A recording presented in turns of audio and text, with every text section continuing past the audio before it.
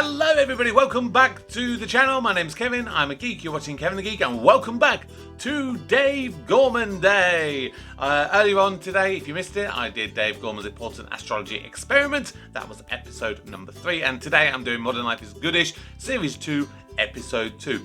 Also, if you missed it, last month I actually did my own version of a found poem, which of course is what Dave Gorman does at the end of every Modern Life is Goodish episode. I did my own version of a found poem from comments I found on various comment boards regarding the Euro 2024 tournament. So please do, please go back and check that out if you haven't seen it. It took me a couple of hours to put together the actual editing, which is surprising for like a 6-minute video. It was bonkers how hard it is to actually put that together. But I enjoyed it. I thought it was fun. What I will say, of course, is and as always, do subscribe if you're new. Do please drop your comments below. But more importantly, if you're not already aware, I now have a Patreon on the channel. So if you want early access to my videos, amongst other things, then you can get that by signing up to my Patreon. So head on over there and have a look for yourselves and see if you want to help support the channel. You don't have to, but it'd be nice if you wanted to.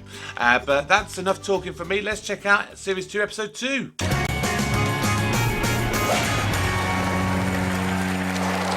Winston Churchill's cats. I don't think I want to know. L. Give me an L. L. Give me an A. A. Give me an N. N. Give me an F. S. Give me an A. A. Give me an I. I. Give me an R. R. P. P.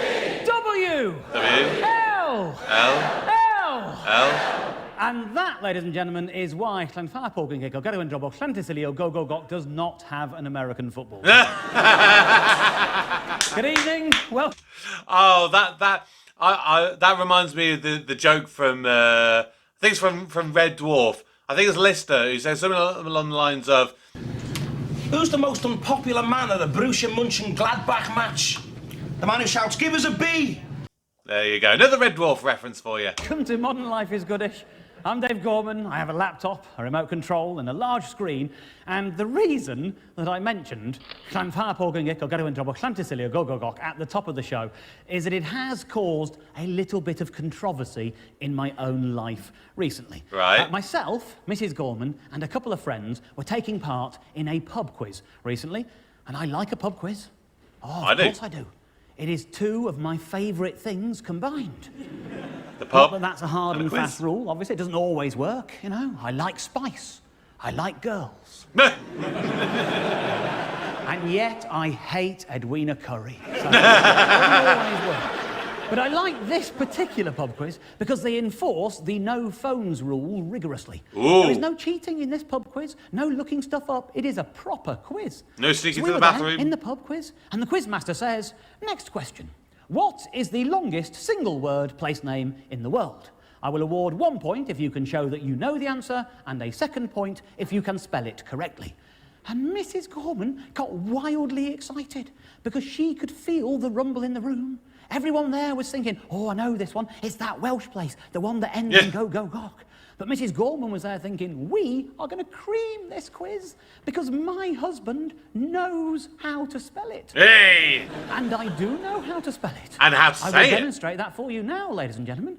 Now, obviously, I am aware that could be one hell of a crib sheet. It's on that screen, it's on that little screen there, and in Teleland, people are always going to think you're reading it off an auto cue. So to prove to you that I genuinely do know how to spell it, I am going to do it while wearing a blindfold, ladies and gentlemen. That's what I'm going to do. Don't all fuck off.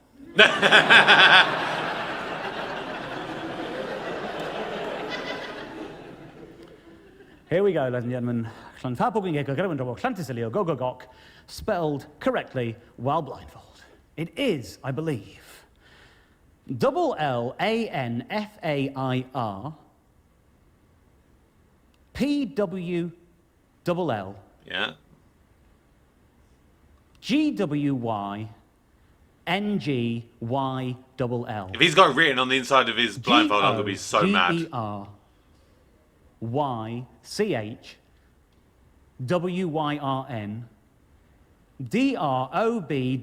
DROBWLL L-L-A-N-T-Y-S-I-L-I-O-G-O-G-O-G-O-C.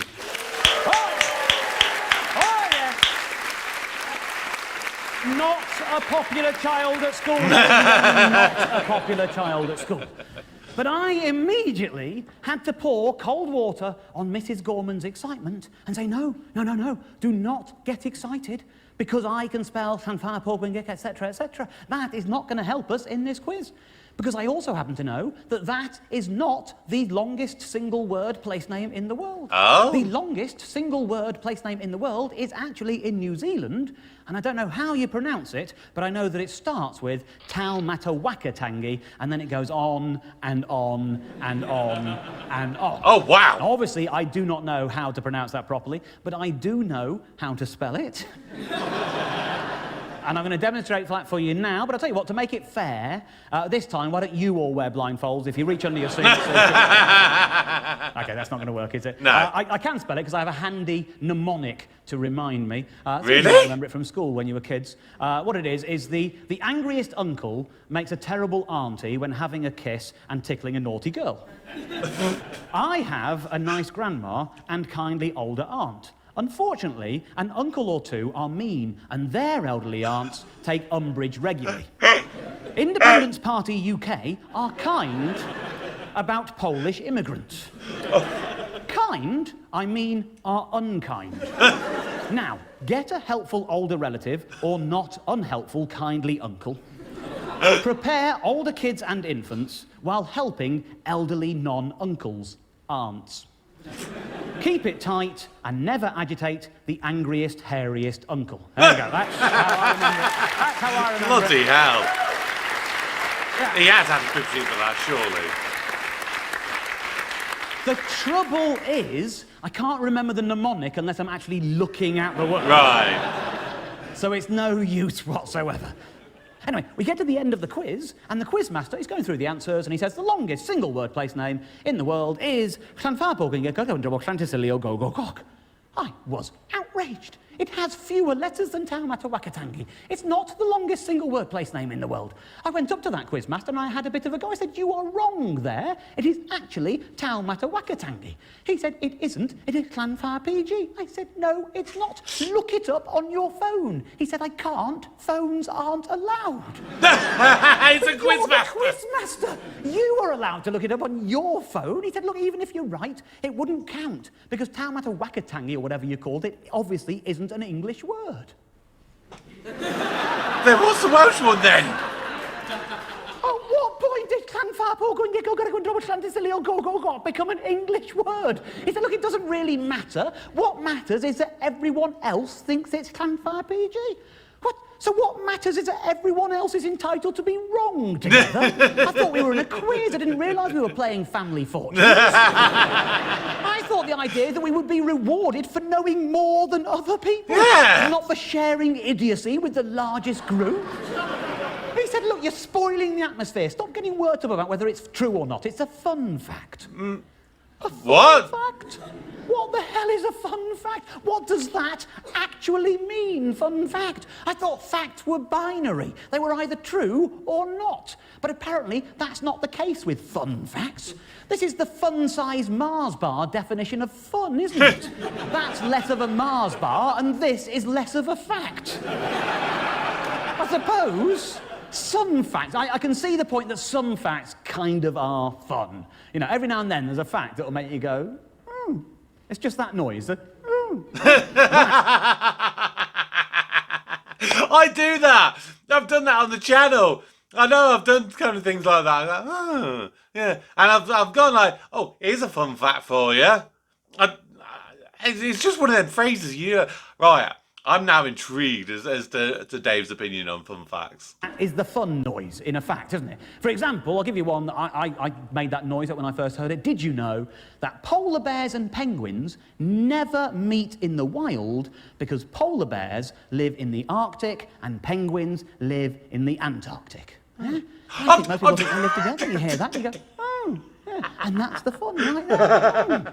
I have a little fun fact of my own, actually. 95% of people who use the phrase fun fact are misusing the word fact. Or the word fact. Yeah. Or both. Yeah. Obviously, I made up the 95%, but it doesn't really matter because it's only a fun fact. It doesn't have to be that true, does it? There is a huge industry in fun facts now. People share them all over the place. Nobody ever seems to check. It doesn't really matter if they're true or not. There's loads of people sharing them on Twitter. Here's one of the accounts. You get things like this. WTF facts. I presume that stands for what's the fact? Facts. And they have 867,000 followers on Twitter. OMG, Facts is even bigger. They've got over 6 million followers on Twitter. And the daddy of them all is, I believe, Uber Facts, who have 6.11 million followers on Twitter. The most unimportant things you like need to know. OMG Facts. Kiribati, that's how you pronounce it, is the only country that falls in all 4 hemispheres. And that is true. It's a little collection of tiny islands. If you slice the world that way, it's in both the northern and the southern hemispheres. And if you slice the world that way, it's in the eastern and the western hemispheres. And when I read that, I checked it up. It is true. Oh, that's, yeah, fine, get it. Or you get this from Uber Facts. I say, if I don't make the noise, I do the face. I just realised I just did it. I'm like, I don't know. That's my fun fact reaction face. You need to be shorter than 6'3" in order to get a job as an astronaut. Oh, damn it! Know that? Looked it up. It's true. Oh, yeah. And then there's this from I can't be an WTF astronaut then. Facts. Gandhi once wrote a letter to his dear friend urging him not to go to war.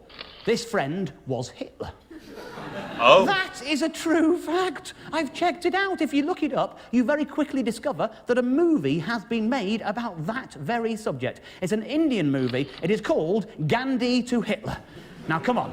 Any fact that has led to an Indian man being legitimately cast as Adolf Hitler is an entertaining fact. Don't pretend it isn't. Don't pretend there's anything dodgy about enjoying the weirdness of that. Ugh. That is an amazing image, isn't it? A bit weird. It makes it look like one man's journey from Gandhi to Hitler. But that is, I think, legitimately a fun fact. But I'm not convinced that everything they tweet meets the strict criteria of fact. Right. You get things like this. Polar bears can eat as many as 86 penguins in one sitting. According to who? Under what circumstances? In a very cruel zoo, I would think. I've looked into it. London Zoo has only got about 60 penguins. As far as I can work out, this involves 2 very cruel zookeepers and a van.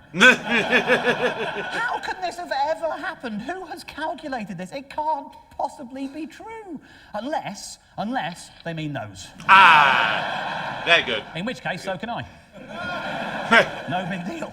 By the way, when I told you earlier about the polar bears and the penguins not meeting because they live in different things, this is how I remember which one's in the Antarctic and which one's in the Arctic. Because you've got the penguin bar there from McVitie's, and then you've also got the Arctic bar from Towergate, exclusive to Lidl, the Arctic bar with the polar bear. That's how I remember the two. It really annoys me when people try and suggest that they are in any way ripping off McVitie's with these things. They really are completely different products. Yeah. In fact, literally, they are literally poles apart. Hey! Here's another Uber fact for you. Having sex in a tent can actually... Yeah? Can actually what? I'll tell you what having sex in a tent can actually do after this short break. Oh, God. Do I want to know? Do I really want to know? Can I actually result in having a baby?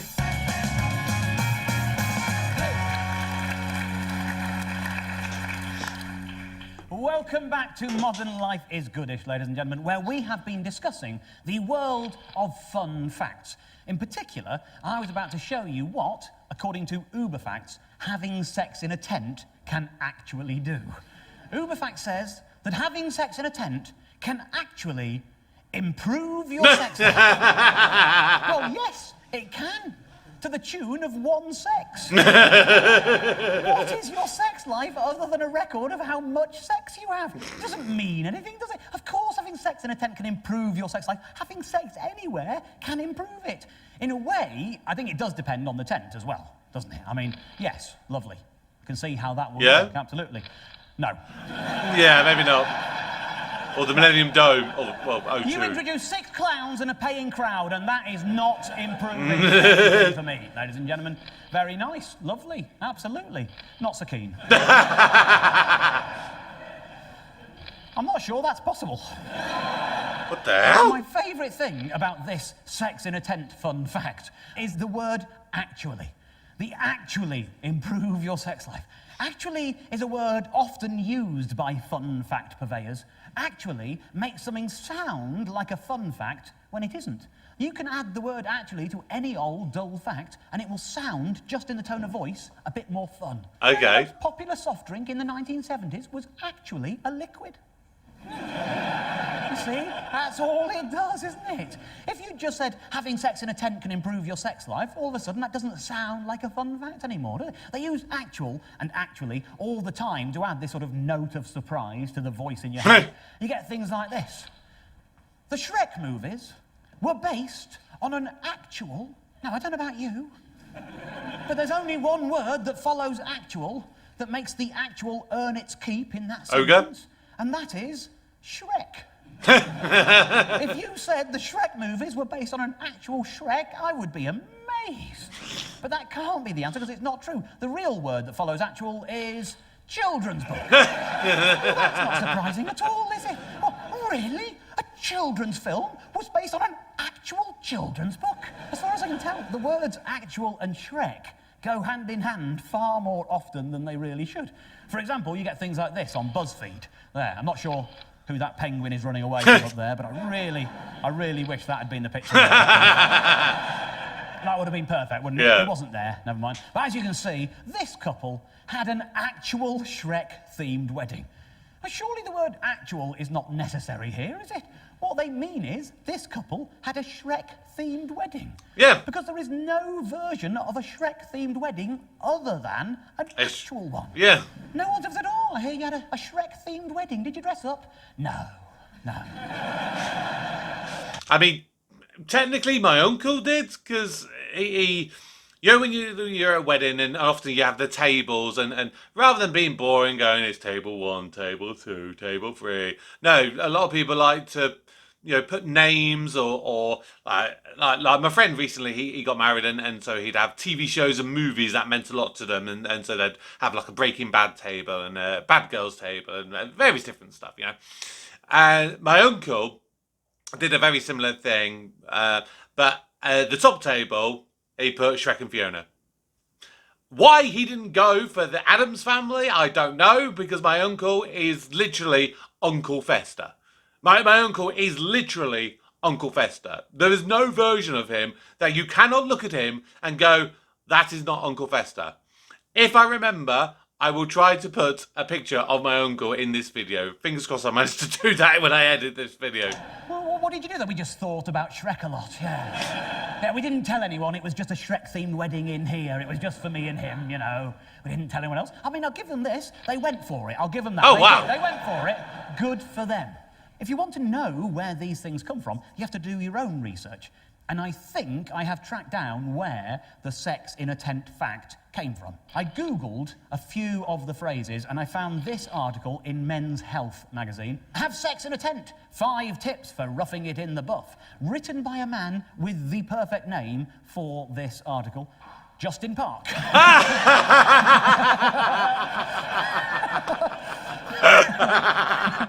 It was illustrated with this picture, which actually appears to be a woman having sex with a tent. But let's remove that smutty image from our minds and concentrate on the text, ladies and gentlemen. As you can see, they are quoting a book called Sex in a Tent, a wild couple's guide to getting naughty in nature, which was written by an author called Michelle Weitzman. So I looked that book up. Here it is. And this is the book's Amazon page, ladies and gentlemen. Lovely little detail here. People who viewed Sex in a Tent also viewed sleeping bag liners. Well, of course they bloody did. What else would you expect? But if you click on the Look Inside link, you will quickly find the introduction basically says how camping can improve your sex life. Now, I can't prove that I'm right, but if I had to bet money on it, I would say that the fact that this book about having sex in a tent tells you that it will improve your sex life is the reason Uberfacts is telling the world with confidence that it is a fact. But the fun facts keep on coming. We can't stop that train from rolling. You get things like this on a website called CelebrityTube. 15 interesting facts about Sir Richard Branson. I actually clicked a link that described it as 15 cool facts. When I got there, the headline says 15 interesting facts. Oh, and you can see down here, very it just misleading. 15 fun facts. Oh. They have set themselves a hard task here. These facts have got to be both cool, interesting, and fun, all at the same time. It ain't gonna work. My highlights of their 15 facts about Richard Branson. Number 2, Branson is a high school dropout. You read that correctly. No, I didn't. No. I wonder why I said it like that. I think you'll find I said dropout. Yeah. Anyway, oftentimes we read about college dropouts, but Branson dropped out of high school at the age of 16. What? So school leaving age? At school leavers age? The age at which one is legally allowed to leave school in the UK? Yeah. Where he's from? Surely that's not dropping out, is it? OK, he didn't technically drop out, as the school system is a little different abroad. But come on, 16. We're only on fact number 2, and they're already admitting it's not a fact. If someone says to you, here are 15 facts, and by the time you get to number 2, it's already 50% nonsense. But this is just the hors d'oeuvre. My favourite of these 15 facts is this one. Number 14, ladies and gentlemen, he's a family man. And they've got some information to back up this daring assertion. And I'll tell you what, the sentence that follows this, their evidence for Richard Branson's family man nature, is genuinely, without a word of a lie, my favourite sentence that has ever been written in the English language. That's some I high won't have praise. time to dissect it properly with you, which is why I'm going to wait until we come back from this short break. Oh, bloody hell. We've only literally just taken one.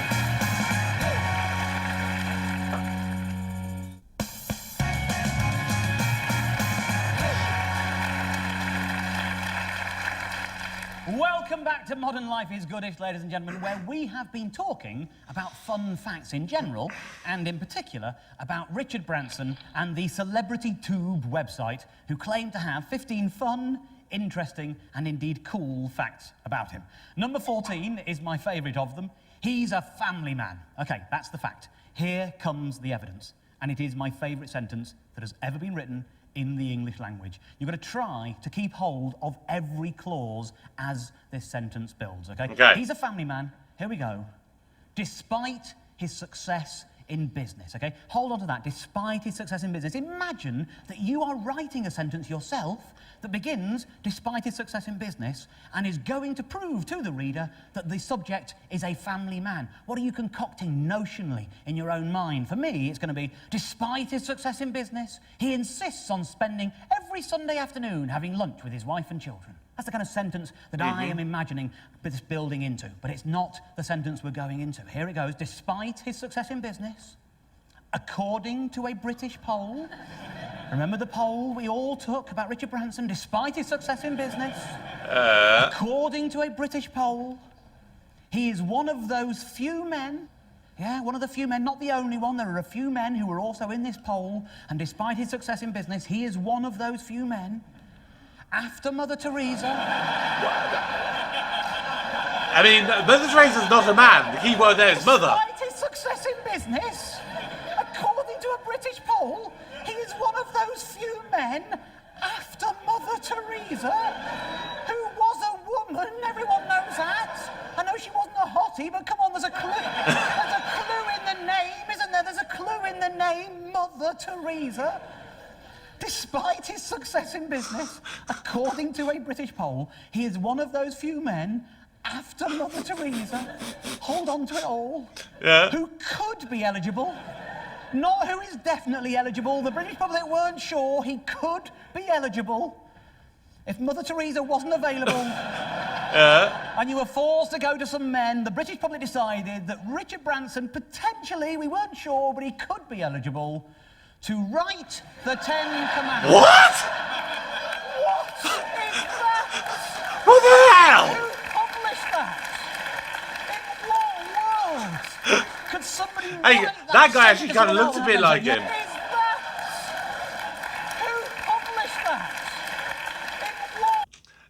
That's Richard Branson.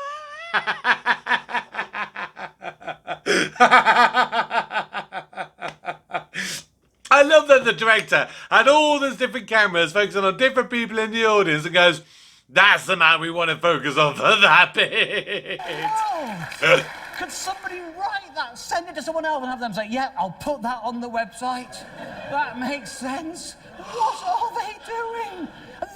Not to rewrite the Ten Commandments, not to write 10 new commandments, to write the 10 Commandments.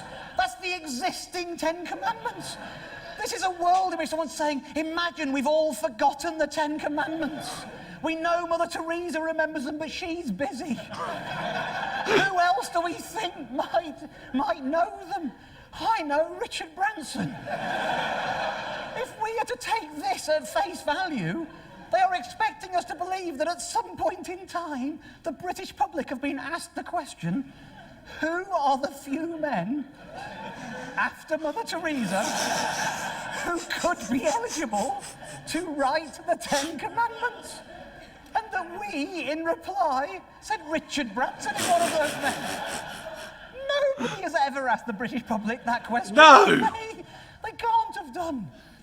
Not until now. Yeah. Because I have. Ah! By proxy. Yeah. There, ladies and gentlemen, holding the microphone is a friend of mine called Annabelle Port. And the man there in the blue suit is a complete stranger. I sent Annabelle out with a camera and a microphone. Because if you've got a camera and a microphone, people will stop and let you ask them anything. Yeah. So I told her to go out and ask a lot of people this question. Who would you say are the few men after Mother Teresa who could be eligible to write the 10 Commandments? She could not explain, she could not try to add context, she could do nothing to make the question make sense. Yeah. All she could do was ask that question. And she asked in one afternoon between 60 and 70 people. Nice. Who would you say are the few men after Mother Teresa, who could be eligible to write the 10 Commandments, Ten Commandments.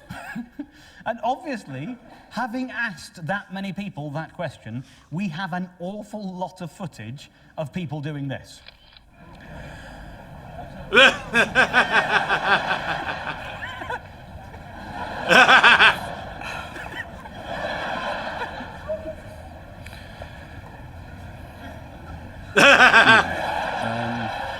my God.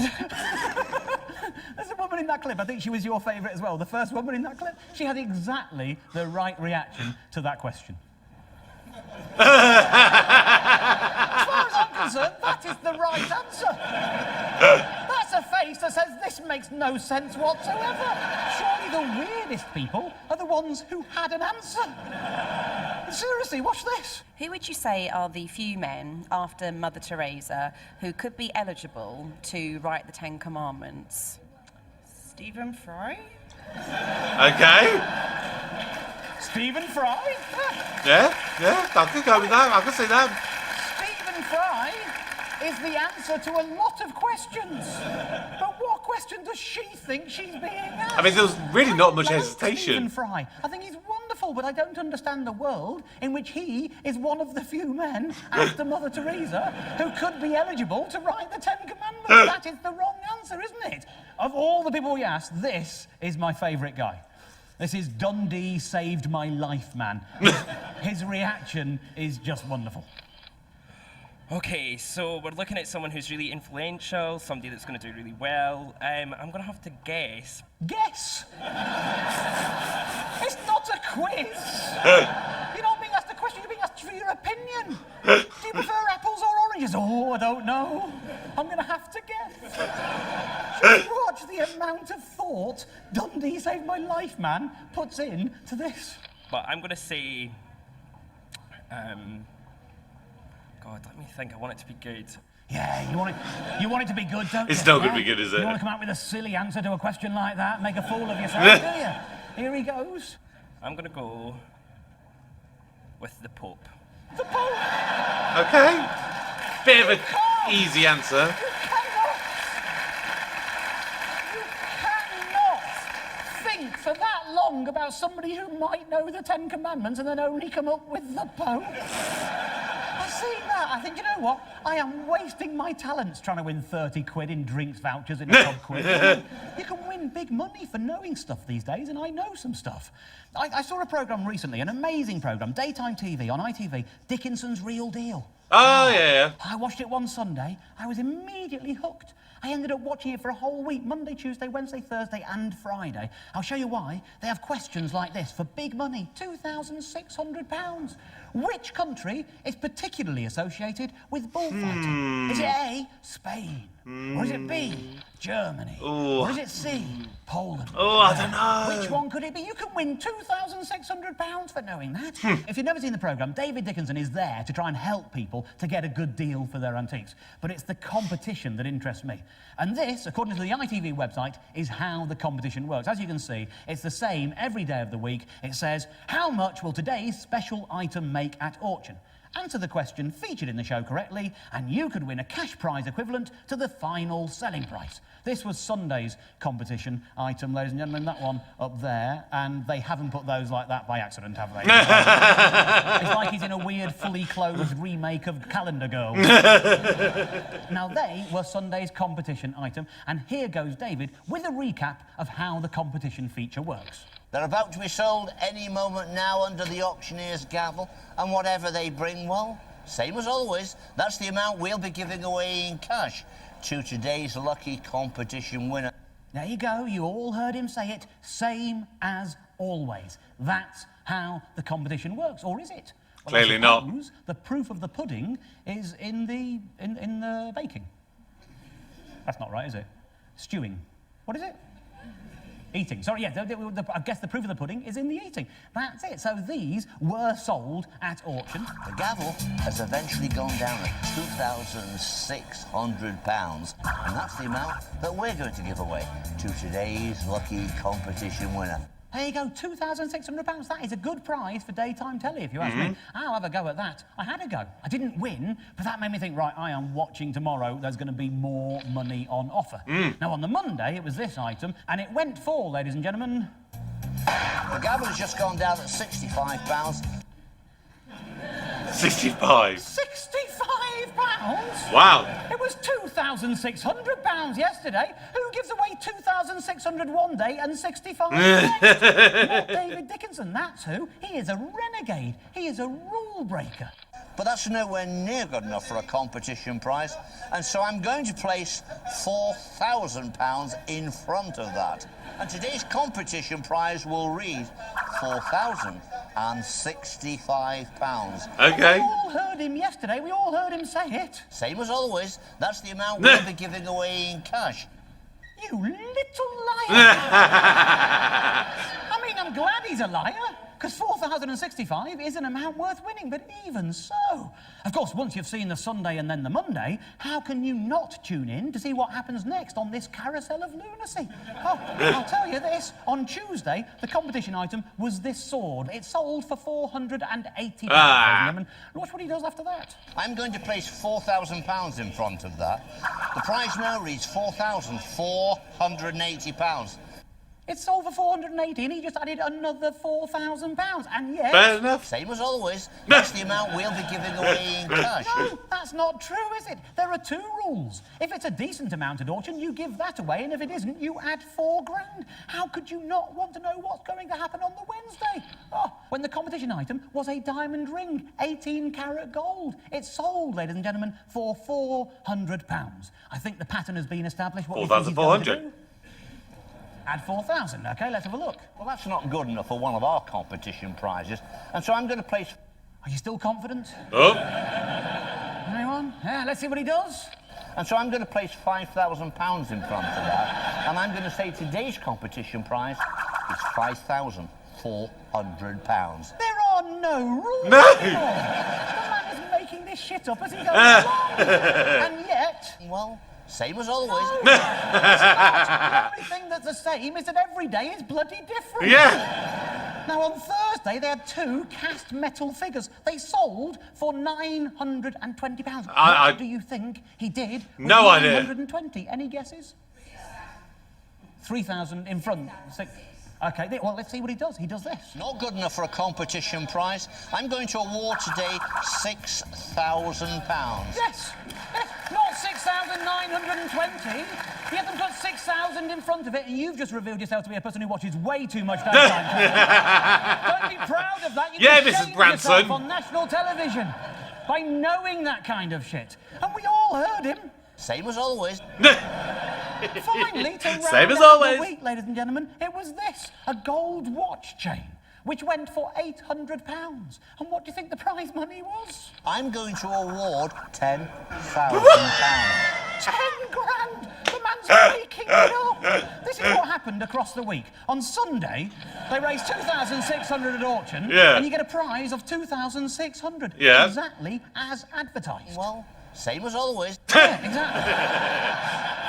Monday and Tuesday.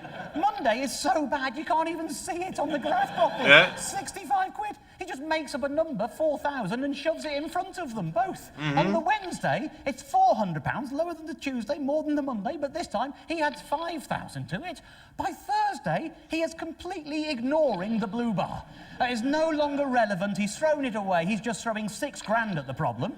And on the Friday, he ignores the blue bar again and throws 10 grand at it. The man is a lunatic. He is? If you ignore the blue bars, which is, after all, what David Dickinson is doing, you can see there is a very dangerous rising trend here, isn't there? If he keeps going, it'll be a disaster. If you scale that back and then extrapolate forwards, by the end of week 2, he's going to be giving away 32 grand. Whoa, that's If a he good goes prize. For 3 weeks, he's going to be giving away 150 grand. Nice. If he keeps going for a month, he's going to be giving away £1 million. Even better. This man must be stopped, ladies and gentlemen. He's going to bankrupt ITV. And bear in mind, you can win these kind of sums of money for knowing stuff like this. According to the popular expression, the proof of the pudding Oh, is in the right, watch. that makes sense now.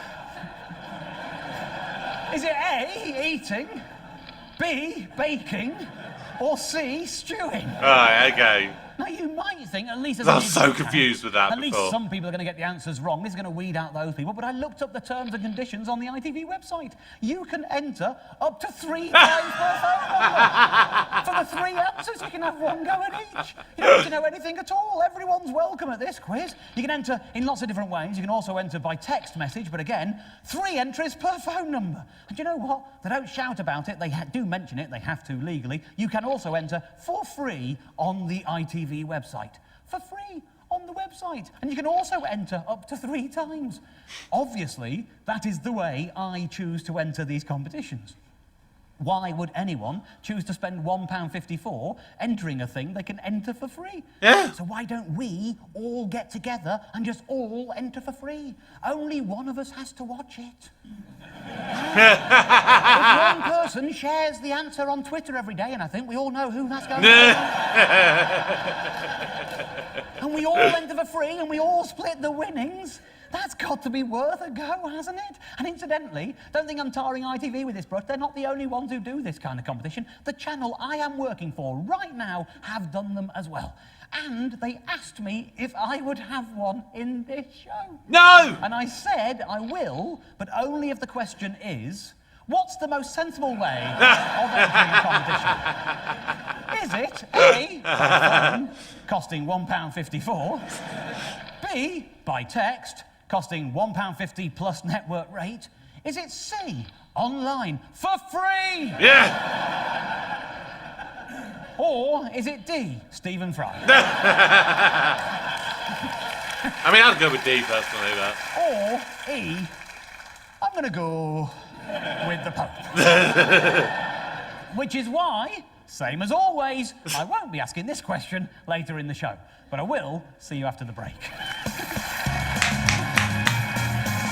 Oh boy. I'm just interested to know where Winston Churchill's pants come into the conversation for this one. Oh. Problem with this show, it always gives me a crick in the neck from Modern laughing. Life is Goodish, where we have been talking, have we not, about fun facts. And you might be wondering, where do fun facts come from?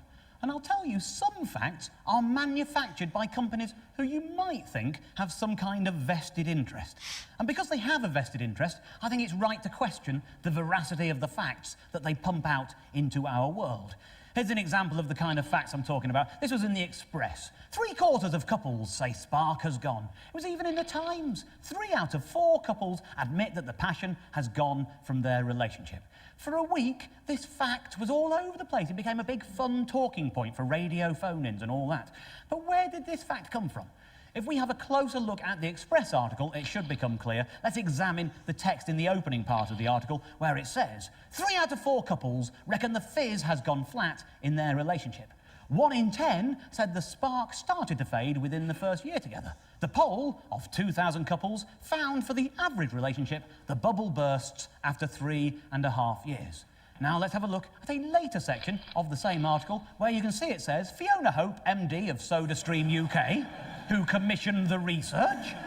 When did SodaStream become scientists in love and relationships? Why are our newspapers reporting what SodaStream's research says about relationships as if it's meaningful and important?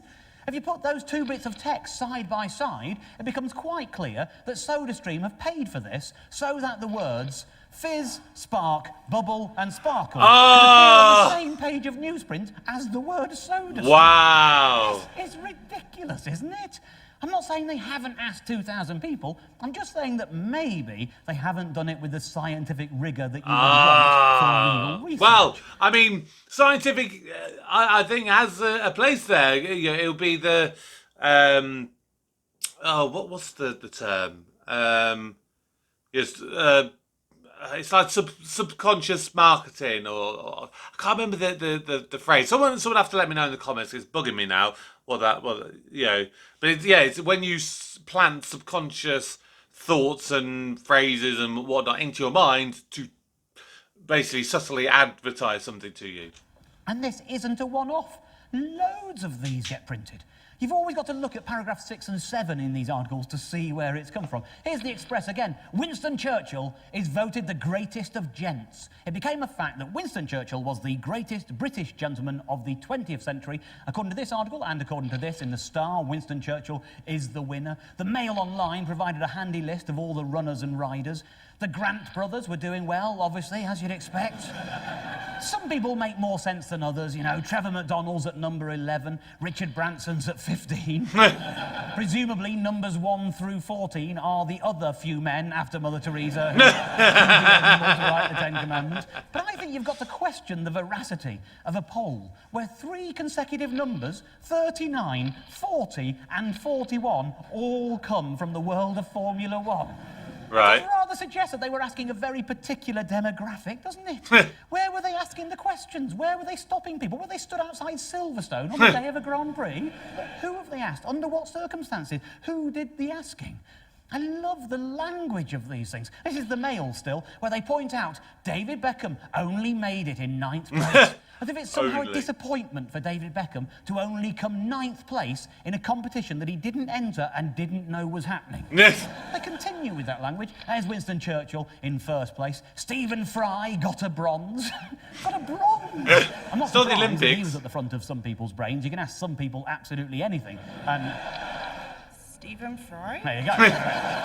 But then you get this. Further down the article, a spokesman for Austin Reed, which carried out the poll, that's a gentleman's outfitters, Austin Reed, said Sir Winston Churchill showed unprecedented courage and strength to lead this country and is a worthy choice as the greatest British gentleman. And then, in the very next sentence, in fact, Austin Reed made Winston Churchill sailing suits during the war. Do you think it is beyond the realms of possibility that Austin Reed, knowing they had made suits that Winston Churchill wore during the war, were able to concoct a survey that would guarantee that Winston Churchill came out on top? Well, probably. People got very upset about this. They get very agitated about this kind of poll. They don't agree with the results. And I like it when people get worked up about stuff like this. I start to salivate. I start to search around in the different news sites, reading the comments, scooping up the dregs from the bottom of the internet. I took the comments I found there and I turned them into something more beautiful. Something that I like to call a found poem, which I would like to perform for you now. No surprise that Churchill is top of the pops, considering his great gift of rewriting history to suit himself, and frequently boasting that it was his right to rat and re-rat, and to lie, lie, lie, lie, lie, and lie again. Winston Churchill was a dirty liar. Winston Churchill's pants are on fire. You, sir, disgust me. Churchill was the greatest. The greatest living Englishman when he was alive, and for long after that. That doesn't make sense. Winston Churchill? It's always Winston bloody. Bored now. I know he led our nation through a time of war, but let's not forget that when he was Chancellor of the Exchequer, he took money from motor tax and did not spend it on roads. How do you know? So you can say what you like about him in my book, because he was no friend of the motorists. Where was Clarkson? Clarkson, Hammond, May. Stig, May. Yeah. That's my top 4. Okay. Lol. Whoa. Churchill was the greatest. He was the greatest of this century, the last century, and of any century. Whatever century you care to name, the facts remain the same. If Churchill had lived then, he would have been the greatest.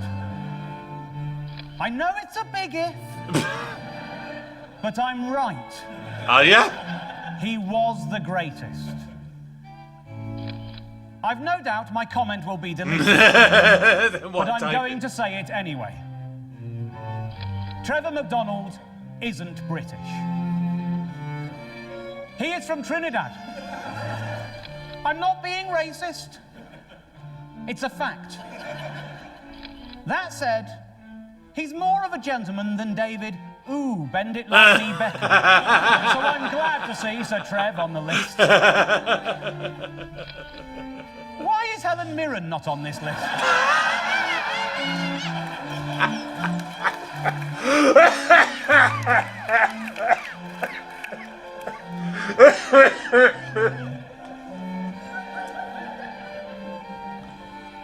I know she is a woman,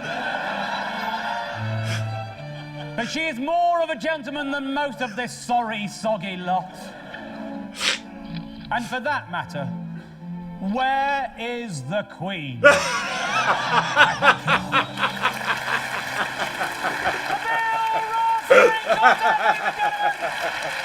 tell you what, keep applauding if you think that modern life is Goodish, ladies and gentlemen. Yeah, there you go. In a survey of more than 200 people, 100% said that they thought that modern life is Goodish. That is a fact. A fun fact. It's not true. It's a fun fact. Thanks for watching. Good night. Oh. I'm glad we got them bits right at the very end with Helen Mirren and the Queen, because I'll tell you what, up to that point, I was going to say my least favourite found poem ever to that point. It took a while, that poem. It got me there at the end. Up to that point, it's like, it's okay, you know. But yeah, it got me. It got me the proper crying belly laugh right there at the end, which is all that I can really hope for with these things, to be honest with you. Right, that is Series 2, Episode 2 of Dave Gorman, and I'm not going to give too much of a roundup, because I always feel I end up saying the same stuff. Dave Gorman's a great storyteller. He knows how to make a good laugh. He all this, that, and the other. He is fantastic at what he does. Obviously, the show is coming back, so clearly this is a very beloved show. It's interesting that this is the show that is sort of giving him the most amount of praise. I mean, obviously, he's done a number of different stuff. You know, obviously, he did his Google Whack Adventure kind of show. which is sort of born out of necessity. The Are You Dave Gorman? Dave Gorman's Important Astrology Experiments, things like that, which were very early 2000s, and they feel very early 2000s. And so it took a while then afterwards for Dave to really, I think, this is probably the show that really, really got him into the public, forefront, and it makes complete sense that they want to bring it back, because it is just so good as a show. And I can understand that it will take a very long time to put a single hour-long episode together, and I believe that's ultimately why he decided in the end not to continue doing it, because of how much work goes into every single episode. But hey, I feel for Dave, and I feel for his researchers that go into putting together, an hour or 45 minutes of great entertainment, for what was it, about 30 to 40 episodes in total. But I'm glad that they're bringing it back. I did apply for tickets, because he's filming 2 shows in July, and then 2, I think I read it was like September. I could be completely wrong. But I did apply for tickets for the first 2 showings that were, I think they were basically going to get recorded on the same day. I didn't hear anything back. I was unsuccessful. Boo! So if anyone does manage to get tickets and they have a spare one, please let me know, because I'd love to go to an actual live recording. That'd be great. And if I could get Dave Gorman to say hello, his name's Kevin, you're watching Kevin the Geek, that would be hilarious. That'd be brilliant as well. But yeah, that's going to round up my Dave Gorman day. Don't forget, if you missed it earlier on, Dave Gorman's Important Astrology Experiment, episode 3. Subscribe if you're new. Drop me your comments below as always. And if you haven't done so already, please check out my Patreon, where you can have a look and see what perks I'm offering for a couple of different tier levels. And of course, one of those is that you get early access to my videos. So, thank you very much for joining me once again. For now, my name's Kevin. I am a geek, and you've been watching Kevin the Geek. Goodbye.